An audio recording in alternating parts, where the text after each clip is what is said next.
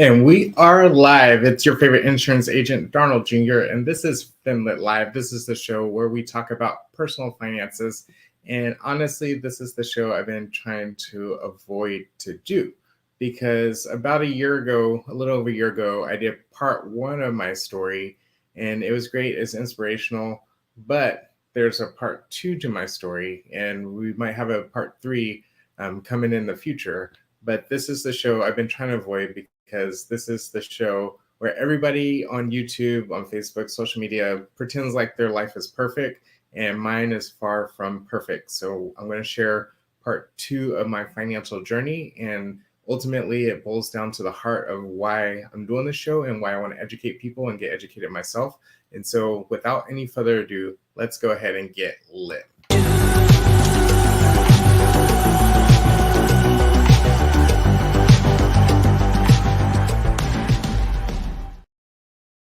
All right, if you're tuning in live, please type in the chat, hashtag live. If you're watching the replay, put in the chat, hashtag replay. That way I know who's tuning in. And if you are on YouTube, go ahead and subscribe. We are so close to hitting 500 subscribers. So let's go ahead and get over 500 subscribers so we can celebrate. So it's halfway through the year almost, and we'll be halfway to the goal of 1,000 subscribers. But without any further ado, I'd just like to recap kind of the story I shared with you guys. If you haven't watched part one, if you're on YouTube, I'm going to go ahead and link it right here. You could click and watch the part one of my story. Just to summarize in a brief summary, I went to Baylor University. And Baylor, if you don't know anything about Baylor, it's a private Christian school. And at the time, it was about $28,000 a year. I ended up staying an extra semester because I ended up double majoring in entrepreneurship and marketing with the emphasis in computer science and sales. And so for a 4.5-year college, my goal was to graduate debt-free. And unfortunately, I didn't hit my goal. But fortunately, for a $100,000 university, I only graduated with $7,000 in loans. And so everything was off to a great start. 7,000 for a private university is not bad for anybody. I know people that go to community college that actually have more in debt than I did. But throughout college, I was living a super frugal lifestyle. My rent, my last 2.5 years was actually $150. Like, I wish housing cost $150 still.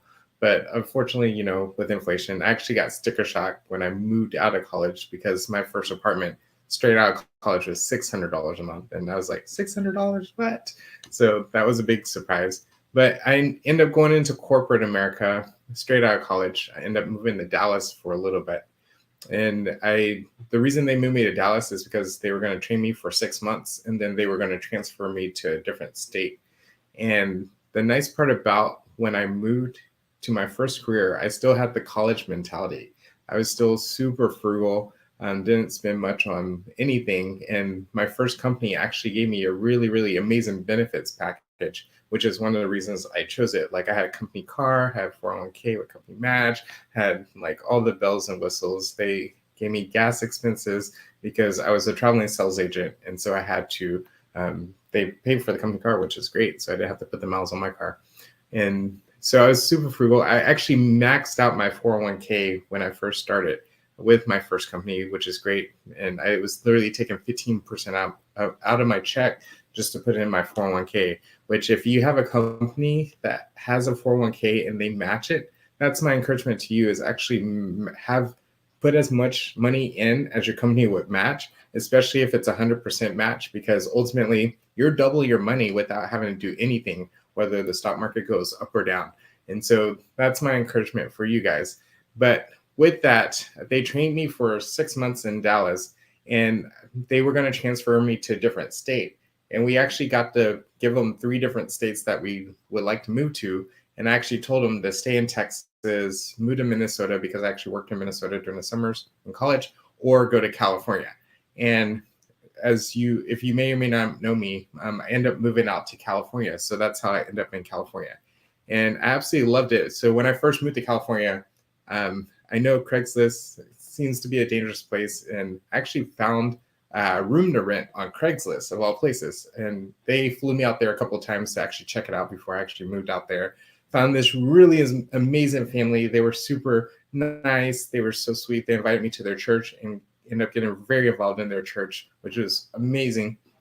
And so my rent for one room, so I was complaining about apartment that was $600, but in California, one room cost $600. So that's the cost of living in California is crazy, but it was definitely worth it. I'm so grateful I moved out there. My first company actually gave me a $5,000 pay increase for the cost of living, which is really chump change compared to the expenses in California. But I'm really grateful that I got the opportunity to move to California. It was my first time living out there and really experiencing the Cali life. And so still have this super frugal mentality, was saving a bunch, putting a lot into my 401k, which was great. And so while I was in California, I actually read a book, and the book encouraged me to buy real estate as quick as possible, which I think is, for the most part, good advice, because with real estate, even if it goes down, more times than not, it'll come back stronger and better than ever. And so I was like, okay, I'm young, I have some money saved, and so let's look into buying my first house. And like buying a house in California was crazy, so I actually looked into buying a condo. And so I found this condo. Is a really cute little condo, which was amazing. It was perfect for me. It was a little 2-bedroom, 2-bathroom condo.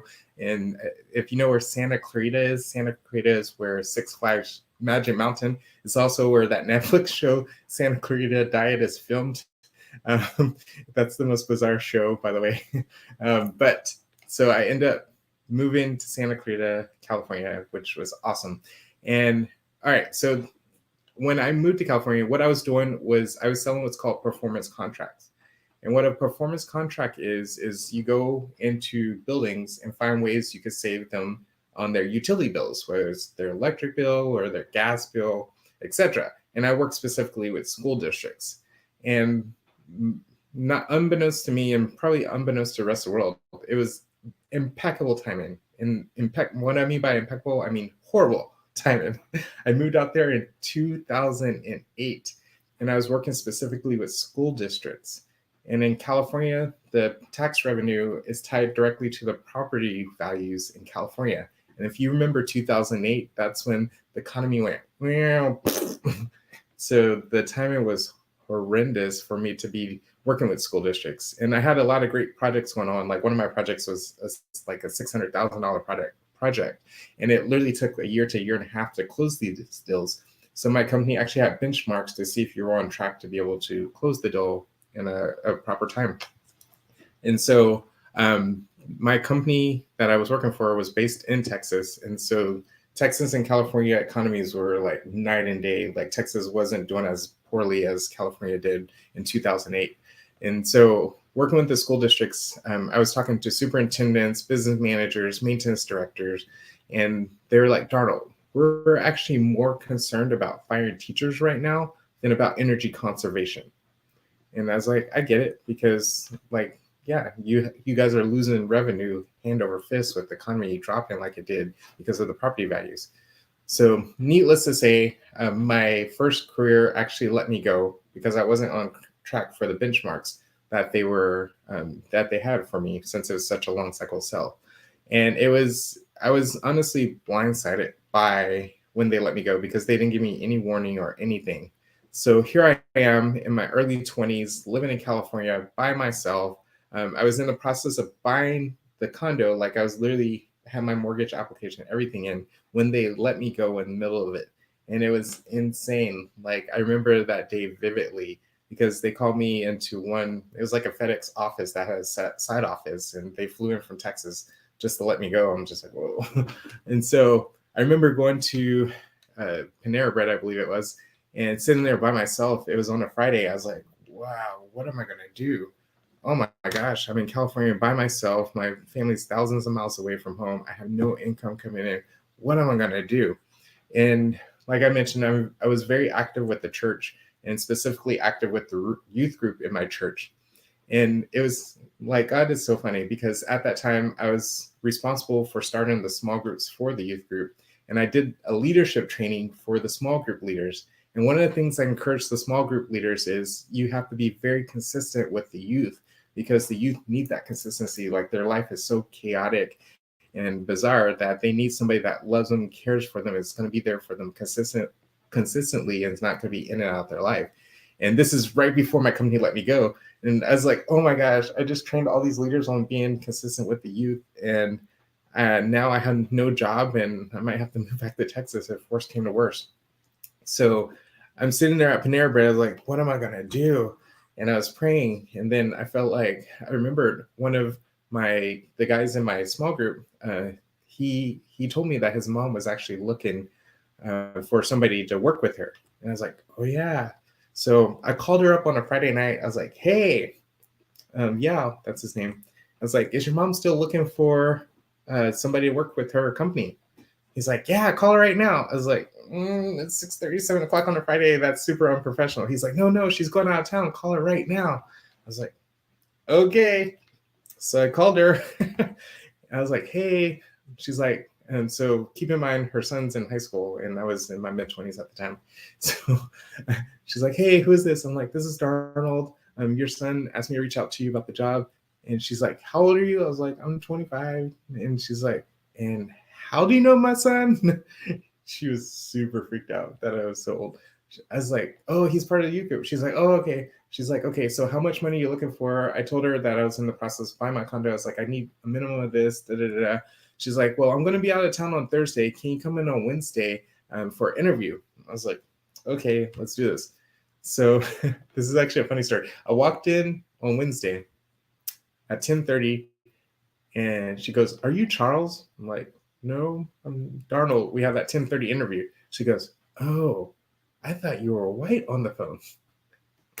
I was like, oh, yeah. Well, she's African American too. And she's like, well, I pretty much hired you on the phone. We have this and this and this and this to do. And so she literally hired me the exact same day I got fired. So by God's grace, since I never missed a heartbeat in my check, I was able to buy my condo, which was great. She actually gave me like 5,000 over what I was asking, which was great too. And I was like, oh, this is an amazing opportunity. And the reason she hired me is because she's an accountant and she wanted to start a nonprofit from scratch to help the foster youth. Because if you know anything about the foster system, once you turn 18, they cut you off the system and they have no resources or nobody to support them. And so she wanted to start a transitional center where they give the foster youth practical skills like culinary skills or how to fix cars or anything practical that help them be marketable once they get off the foster care system. Because it's really sad statistics, especially in California. Like most of them end up on the streets, they end up on drugs, they end up homeless, and that's one of the reasons why the homeless epidemic is so bad in California, because the homeless and the foster youth, which is sad, is really sad. And so she wanted to do something about it, which was phenomenal. And so she hired me to be able to start it from scratch. And because my background is entrepreneurship and marketing, so I was like, that's perfect. Let's do this. And well, when she hired me, she thought she was getting a $300,000 grant, which is, it turned out to be a scam, which is crazy. A scam to the point where the DA was investigating this guy. And it was horrible. So she didn't get her $300,000 grant, and she's an accountant, and she does private personal taxes and business taxes, and she also did audits. And if you know anything about audits are really, really good money.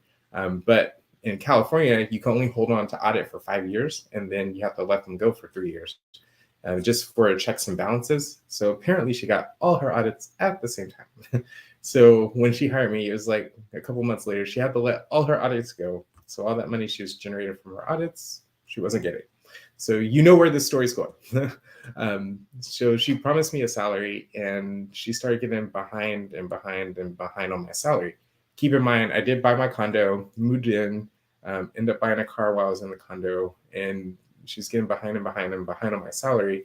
So I know it's really bad on a resume if you keep switching careers like more than 2 years out. And so I was like, I want to stay here at least 2 years. That way it doesn't look bad on my resume. So I was like super loyal to her, and I could be loyal to a fault sometimes, which is on me. I learned and grow, like time changes. I was very young and dumb at the time. And so, but anyways, tried to stay in there as long as possible. I was literally living off my credit cards. I don't know how legal this was. She actually had me take out a personal loan in my name for over almost $20,000 just to pay my salary, which I don't know how that works. And so anyways, I was just in survival mode. I just like I have to pay my mortgage, I have to pay my bills. Like I pay my bills on time. Like that's my mentality. But I couldn't do it because she started getting behind on my salary. Anyways, all that to say is I stuck in there as long as possible. Then eventually I started looking for a new career. And so that's how I end up in the career I am now with Global Life Family Heritage Division, is because I actually called one of my buddies in Dallas. I was like, hey, I'm looking for a new career. He's like, hey, this guy from Family Heritage is trying to reach out to me. How about you talk to him? I was like, okay. And so he flew in from Nebraska, interviewed me, absolutely loved the opportunity, loved the ability to serve people. But it's just impeccable timing. Like it's probably the worst time to get started when you're up to your eyeballs and bills, up to your eyeballs in debt with credit cards. Since I was living off credit cards for like almost 6 months or so, it was crazy. And so I was like, okay, let's do this. And so all that to say is I started getting behind. So this is the part of the story that most people don't know, and I don't share this very often. So I'm being very vulnerable because I think this could inspire somebody. It's kind of like Steve Harvey. He talks about how he went through his hard times, and that's my heart. I want to inspire you that no matter where you are with your personal situation, there's always tomorrow. There's always the next day. Just keep going. Just keep persevering. Everything's going to work out. So all that to say is I end up losing my car. My car ended up getting repossessed. I actually did lose my condo too. I lost it to foreclosure, and I ended up declaring bankruptcy. Like it got so bad. And this is all while I'm selling insurance. Like I was so far in the debt, and the whole like my previous employer owed me over $60,000. So it was like bad. So yeah, it was bad. And so this is a part of the story that most people don't know about me. And they're always wondering, like, why do you smile? I was like, I'm just grateful. I'm just happy to be alive because you never know what's going to happen. You can't take anyone or anything for granted.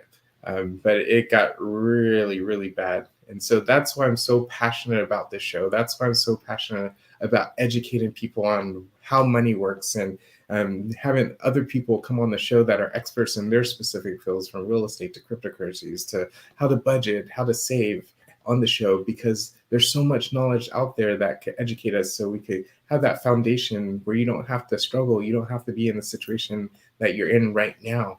And so the difference between where you're at and where you want to be is knowledge and application of that knowledge. And that's another word for wisdom. So that's the purpose of the show, and my heart behind the show is so people don't have to go through bankruptcy. They don't have to lose their car. They don't have to lose their condo like I have.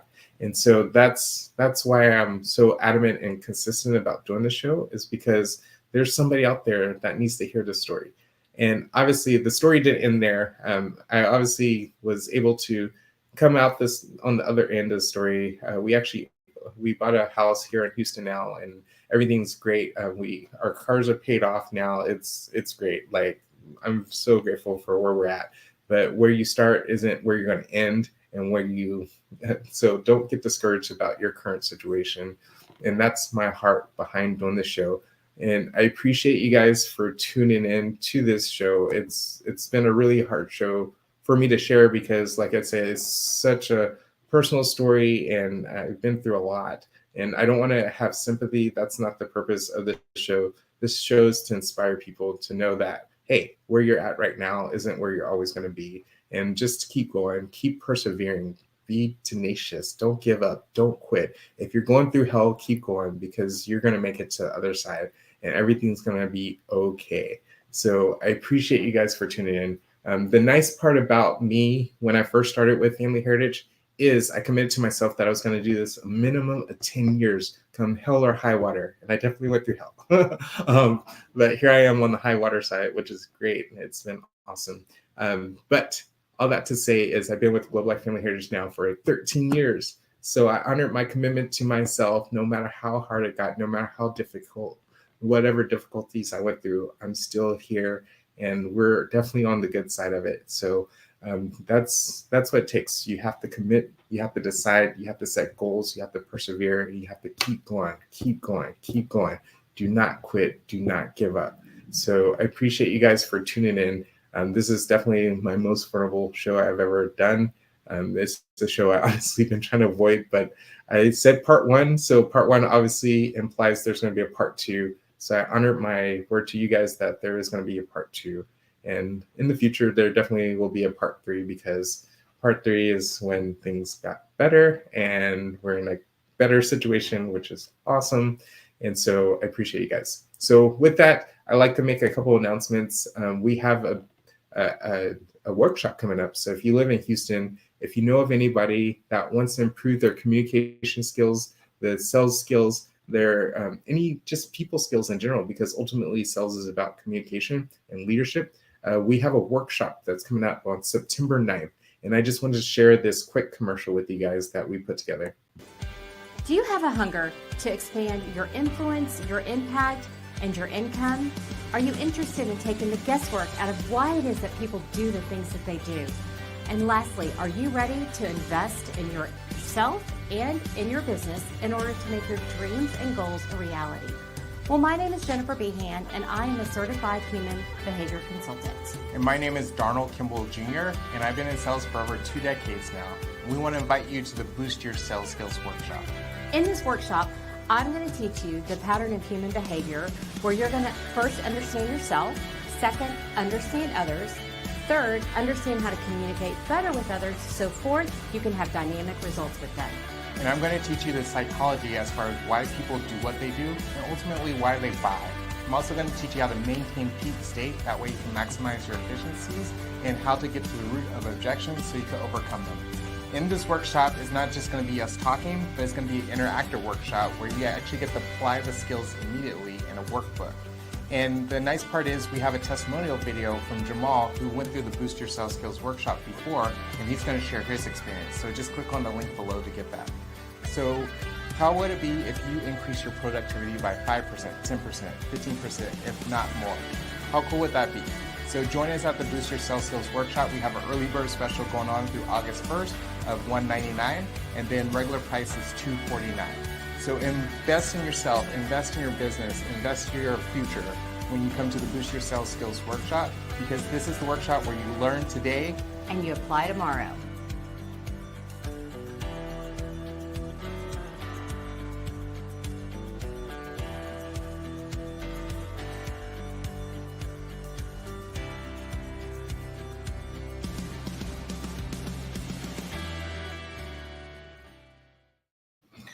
All right, I had to switch cameras because my camera died. So I appreciate you guys for tuning in. The nice part is, if you don't quit, you learn, you grow. A lot of times people see problems and all they do is focus on the negative aspects. When I see problems, I see them as opportunities. And that's the reason I'm able to teach you how to sell, is because I didn't quit, I didn't give up. And I learned very, very valuable life lessons that I would like to share with you guys, that it's changed my life personally, and I know it will change your life if you apply it. So it all boils down to financial literacy, because no money is exchanged hands unless there's a sale that's made. And so that's why it's part of the financial literacy umbrella. And so I appreciate you guys for tuning in. We will be live again this time next week, 7 p.m. Central Standard Time. And I appreciate you guys for getting